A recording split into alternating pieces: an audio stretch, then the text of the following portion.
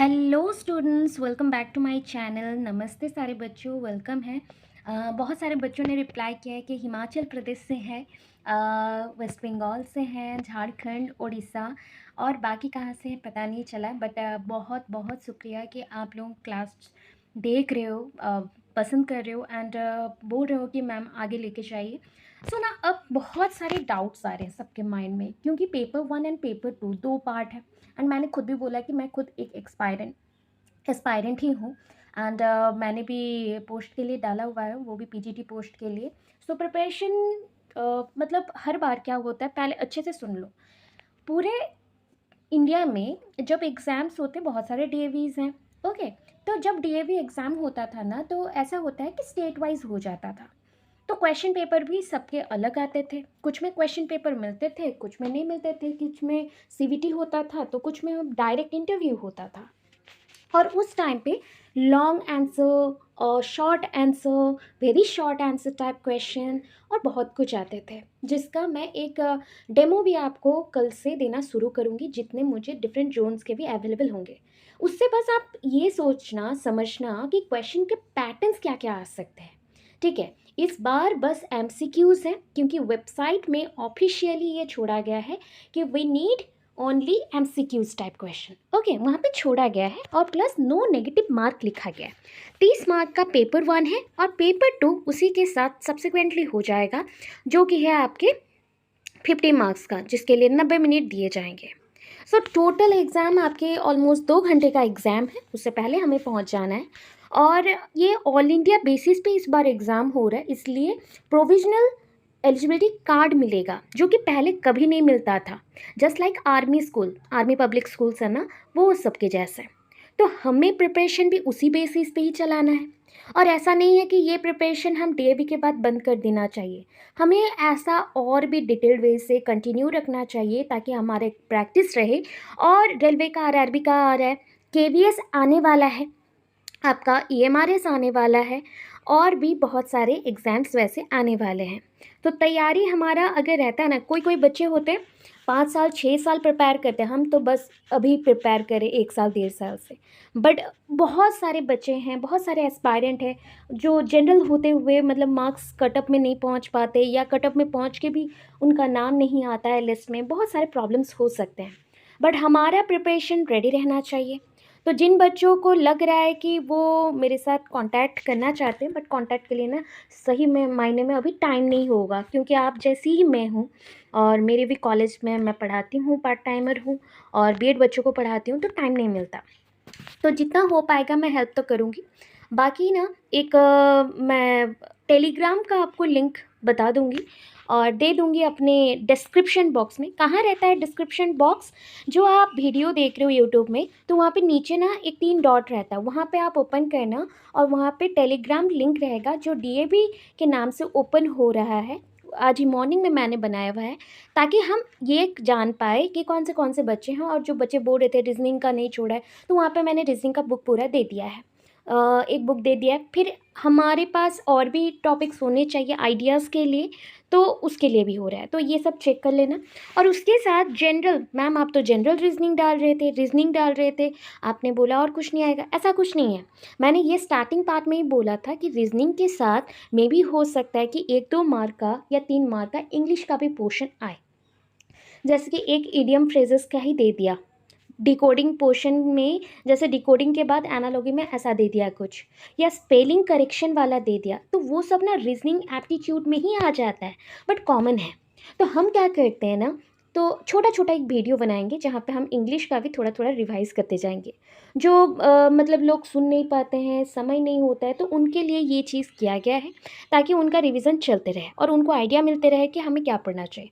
और कभी भी ना एक एग्ज़ाम के लिए प्रिपेयर मत करो, मल्टीपल करो। तो ऐसा है, इसके लिए प्रिपेयर करोगे तो आरआरबी दे सकते हो, इसके लिए प्रिपेयर किया तो हम केवीएनबी के लिए भी दे सकते हैं। तो हमारा प्रिपरेशन चलना चाहिए। चलो स्टार्ट करते हैं। और ये जो मैं पोर्शन पढ़ा रही हूँ, ये पीआरटी इंग्लिश और जनरल इंग्लिश जो भी आएगा उसका, और जिनका टीजीटी इंग्लिश है उनमें भी थोड़ा बहुत हेल्प करेगा, क्योंकि ये ईडियम फ्रेजेस हैं। सो जितने ईडियम एंड फ्रेजेस आएंगे, हम सोच रहे हैं कि 4-5 दिन में, ये न्यू ईयर तक में, सिर्फ ईडियम फ्रेजेस को ख़त्म कर दे पूरा। ठीक है। उसके बाद आर्टिकल्स, प्रीपोजिशन का जितने भी क्वेश्चंस अब तक देखने को मिले हैं ऑल इंडिया बेसिस के एग्जाम्स में, वो उसको कलेक्ट करके एक बार कर ले रिवाइज, ठीक है। सो हम लोग मिल के पढ़ रहे हैं, बस इतना ही है। मैं कोई ऐसा नहीं है कि मुझे हर एक चीज़ का नॉलेज है, नहीं है, मैं भी एक्सपीरियंस ले रही हूँ। सो आप भी मेरे साथ जुड़े और सब्सक्राइब करें चैनल को। और ये कैसा रहेगा आप मुझे ज़रूर बताइएगा, क्या मैंने गलत बोला या सही बोला। इस पैटर्न में पढ़ने से मुझे जितना लग रहा है कि हम पीयर ट्यूटरिंग जो बोलते हैं, एक साथ पढ़ना, उसे कर सकेंगे कंप्लीट, और हमें एक दूसरे को हेल्प करने में इजी रहेगा। क्योंकि आपके एग्ज़ाम पेपर में क्या आया है आप मुझे शेयर करेंगे, कहाँ पे, टेलीग्राम पे। और इसलिए टेलीग्राम का लिंक भी दे दूँगी मैं, आप एक बार चेक कर लीजिएगा, बता दूँगी, ठीक है। और लिंक में देखना, उसके साथ साथ मैं कॉर्नर में भी हैशटैग करके जो भी पॉइंट होता है या @ करके दे दूँगी, आप उसी को टेलीग्राम के सर्च बॉक्स में जाके टाइप करना, आपको मिल जाएगा, ठीक है। बट वहाँ पे ज़्यादा बातें नहीं, बस नोट्स जो शेयर किया जा रहा है, या आपके पास कुछ मटेरियल है तो आप लोग शेयर कर लो। चलो, पहला इडियम आता है आपका, पहला है spill the beans. Spill the beans का मतलब जानते हैं? स्पिल द बीन्स मतलब जैसे आपके पेट में गुड़गुड़ हो रहा है एंड आपने कुछ बोल दिया, बक दिया, दैट इज़ आपके माइंड में जो आ रहा था, जो आपने छुपा के रखा था, उसको आपने ओपन अप कर दिया। तो to reveal a secret, secret बोल देना, अपना सीक्रेट, अरे ये मेरा टॉप सीक्रेट था, निकल गया, याद करना। हाँ, मैं रिपीट कर रही हूँ, spill the beans. Next, cry over spilled milk. देखो, छोटे छोटे बातें जो आपसे हो गई है पहले, उसको सोच के टाइम वेस्ट करके रोना उसके ऊपर। मतलब आपके हाथों से ना दूध गिर गया है, खाना गिर गया है, और उसको सोच सोच के रोना, हाय मैं क्या कर दी, मैं क्या कर दी। दैट्स द पॉइंट कि cry over spilled milk to waste time feeling sorry about something that already happen. ये समथिंग, SMT का मतलब यहाँ पे श्रीमती नहीं, समथिंग है। देन पुल समवंस लेग, किसी का टांग खिंचाई करना। हम क्यों खींचते हैं टांग खिंचाई? किसी का मजाक बनाना, वही है इंग्लिश में make fun of someone. Under the weather, ये है अंडर दी होना चाहिए, THE होना चाहिए। अंडर दी वेदर मतलब मुझे ना मेरा तबीयत कुछ खास नहीं लग रहा है, तो टू डोंट फील वेल, ठीक है। Have a bee in A bonnet, ठीक है। Have a bee in A bonnet मतलब कोई चीज़ को लेके ना आप ज़्यादा ही सोचना शुरू कर दें। तो जैसे आपका कोई फेवरेट थिंग है या कुछ, जैसे हनी भी कहाँ पे घूमते रहते हैं, देखना जहाँ पे फ्लावर का पूरा गुच्छा होगा, गार्डन होगा, वहाँ पे ही महकते रहेंगे, टहलते रहेंगे, ऐसा ऐसा वो चलते रहेंगे। बट कहीं पे देखा है जहाँ पे नॉर्मल डेज पे ग्रीन ग्रासेस हैं तो वहाँ जाते हैं? नो। तो हमारे पास भी जब कोई आइडिया रहता है ना, हम उसी पे ही लग के सोचते रहते। तो that is called have a bee in a bonnet to obsessively think about certain idea. Next आ रहा है सिसिफियन टास्क। सिसिफियन टास्क मतलब पॉइंटलेस, सिसिफियन, ठीक है, याद रखो। सिसिफियन टास्क का मतलब है पॉइंटलेस और एंडलेस वर्क। पॉइंटलेस हो सकता है मतलब वो काम आज नहीं ख़त्म करने से भी चलेगा, बट वो काम हम लोग किए जा रहे। पॉइंटलेस है। एंडलेस वर्क ख़त्म ही होने का नाम नहीं कर रहा है, उसका कोई बेसिस नहीं है, हम करते जा रहे हैं, ठीक है। When in Rome do as Romans do, मतलब जहाँ जिस देश जाओ उस देश का वेशभूषा ले लो, वैसा टाइप का हिंदी में। सो हम जिस देश जाते हैं या रोम गए हैं तो वहाँ पे रोमांस करना चाहिए। तो किसी चीज़ को ग्रहण कर लेना, जहाँ पे जा रहे हो अगर एक्सेप्ट कर सकते हैं तो कर लो। Next, bite the bullet. Bite the bullet मतलब to force oneself to do something unpleasant which has to be done, ठीक है। मतलब किसी एक ने कोई काम कर दिया है, वो ना अच्छा नहीं है, तो किसी और को भी फोर्स करना कि इसी काम को करो। बाइट द बुलेट मतलब होता है ना, अरे बुलेट किसको मारते, बंदूक से ही चलता है ना। आप जानबूझ के कोई गलत चीज़ करना चाहोगे क्या? बट आपको फोर्स किया जाएगा वो चीज़ करो, तो दैट इज़ अनप्लीजेंट, नहीं चाहते हुए भी करना। Hit the sack, go to bed, go to sleep. Hit the sack मतलब आप जा रहे हो सो जाने के लिए, तो that is go to bed और go to sleep. Sit on the fence, कांटे के झाड़ों पे बैठना। Avoid a making a decision to hesitate, आप डिसीजन मेकिंग नहीं कर पा रहे हो प्रॉपरली, इसको बोलते हैं that is seat on the fence. Seat on the fence इसको बोला जाता है। Next, every cloud has a silver lining. हर एक बादल का जो बादल है, बादल के लाइनिंग सिल्वर कलर के होते हैं। तो in very unpleasant situation there is also something positive. मतलब आपके साथ ऐसा है कि बादल आपको अच्छे भी लगते हैं, बुरे भी लगते हैं, बट अगर कोई चीज़ कर रहे हो और उसमें अच्छाई भी छुपा हुआ है, मतलब वो बुरा होते हुए भी 99% आपके साथ बुरा है बट 1% तो सही होगा, तो उस चीज़ को आशा रख के काम करना। बैटल ऑफ फ्रॉग्स एंड माइस, चूहों और मेंढकों के अंदर युद्ध हो गया। चलो, ट्रिवियल आर्ग्यूमेंट और पॉइंटलेस स्क्विरल, मतलब ना कोई झगड़े का कोई भी रीज़न नहीं है, फिर भी झगड़ा करना, 24/7, मतलब जो ऑल टाइम अवेलेबल होता है आपके पास, कॉन्स्टेंटली आपके साथ रहता है, या कोई भी चीज़ आपके सामने है 24/7। ये शॉर्ट फ्यूज़ है, अरे अता माझी सटकली, ठीक है, याद रखना ऐसे। तो शॉर्ट फ्यूज़ मतलब गुस्सा आ जाना फटाफट, फ्यूज़ आउट हो जाना मतलब ऐसा है गधा बन जाना, या तुम्हारा दिमाग का बत्ती नहीं चला, तुम गधे जैसा बोल रहे हो, ऐसा टाइप का, ठीक है। A taste of your own medicine, bad treatment, देखो मैं बोलती हूँ ना, तुम जैसा कर रहे हो ना तुमको भी एक दिन वैसा मिलेगा, that is called a taste of your own medicine. Bad treatment deservedly receive from treating other people badly, अगर तुम दूसरों के साथ बुरा करोगे तुम्हारे साथ भी बुरा होगा। ये वाला सुना होगा, आजकल मूवीज़ में आता है, बटरफ्लाइज इन माई स्टमक, मतलब बहुत ज़्यादा नर्वस हो जाना, जस्ट लाइक एग्जाम से पहले हम लोग भी नर्वस हो रहे हैं सारे बच्चे एस्पायरेंट्स, तो ऐसा नर्वस हो जाना, तो बटरफ्लाई गुड़ गुड़ करना पेट में। By the skin of your teeth, by the skin of your teeth, अरे टीथ के ऊपर स्किन कब आ गया, so by the skin of your teeth to just barely get by और मेक इट। देखो ऐसे तो स्किन नहीं होता है, चमड़े नहीं होते दांतों के ऊपर, बट बोला जा रहा है मतलब दांतों के भी खाल निकाल के किया जाए, तो होता है कि ना बहुत मुश्किल से वो चीज़ कंप्लीट हो पाना या करना, मेक श्योर करना। Cat got your tongue, cat got your tongue, can't you speak, आपके बिल्ली ने आपका जीभ पकड़ लिया, तो आप बात कर सकते हो क्या, no, can't you speak. Crying wolf, देखा होगा ना चिल्लाते हुए उल्फ को, हाँ रोते रोते चिल्लाता रात में। So to ask for help when you don't need it, होता है ना, अरे सुना होगा एक उल्फ का कहानी था, और उसमें बोला जाता था शेर आया शेर आया शेर आया, सबने सोचा कि सच बोल रहा है तो सब दौड़ के गए, और उसके बाद पता चला वो तो मजाक कर रहा था, बट नेक्स्ट टाइम जब सच में शेर आया वो डर के मारे चिल्ला रहा है, तो सबने बोला ये रो रहा है, बेकार का नाटक कर रहा है, दैट्स द पॉइंट, ये है क्राइंग उल्फ। ज़रूरत नहीं है फिर भी चिल्लाना, फिर भी बोलना बार बार। Cut someone some slack, cut someone some slack, to not जज समवन टू हार्शली, किसी को भी ना बुरा भरा मत बोलो, किसी के एफर्ट्स को कुछ भी नेगेटिव नहीं बोलना चाहिए, जज नहीं कर लेना चाहिए सडनली कि वो बुरा है या अच्छा है, टाइम लेना चाहिए। Down for the count, tired और गिविंग अप, देखो डाउन फॉर द काउंट बोला गया है, कुछ चीज़ों को हिसाब करते करते हम थक जाते हैं, डाउन जब हो गया मतलब हम थक गए, टायर्ड हो गए, गिव अप कर दिया, और इच्छा नहीं है कोई चीज़ करने का, थक हार गए हैं वैसा। Draw the line, to stop और to know the point where something goes from okay to not okay. Draw the line मतलब आप जानते हो आपका लिमिट क्या है, बट फिर भी आपको लोग खींच रहे कि इस लाइन से उस लाइन तक जाओ, ठीक है। Easier said than done, easier said than done, ठीक है। बोलना आसान होता है, करना मुश्किल, that is called easier said than done, not as easy at it appears to be, जैसा दिखता है वैसा उतना सहज नहीं है। फाइंडिंग ए निडल इन ए हेस्टाक, झाड़ियों में एक मतलब बोलते ना तिनकों में, मतलब जितना सामान है उसमें आपका सुई ढूंढना, तो सुई ढूंढना मतलब वर्चुअली जो इम्पॉसिबल चीज़ है उतना, सोच लो तुम्हारे घर में बहुत सारे गंदगी का ढेर है, उसमें छोटा सा सुई निडल छुप गया है और गिर गया है, उसको ढूंढने के लिए तुम पागल हुए जा रहे हो, तो ये इम्पॉसिबल सा चीज़ है। फिश आउट ऑफ वाटर, ये तो जानते हो आप, पानी से निकालो तो मछली क्या होती है, मर जाएगी, तो हमें हमारे जगह से अगर आउट कर दिया जाए तो हम भी जिंदा नहीं रह पाएंगे और हमें भी प्रॉब्लम्स होंगी, तो to be out of place, बाहर निकाल देना। Get something off your chest, get something off your chest, छाती से कुछ निकाल देना।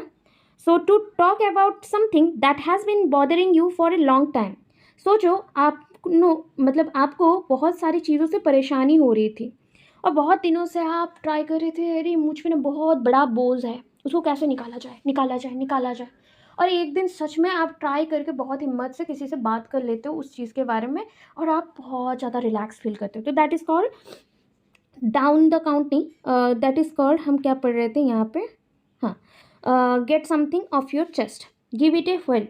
व्हेल मतलब घुमाना, मतलब कोई चीज़ को ट्राई करना, ट्राई करना। हम जब बोलते हैं ना किसी चीज़ को ट्राई करना है तो गिव इट ए व्हेल बोलते हैं। Go down in flames, to fail suddenly and स्पेक्टेकुलरली।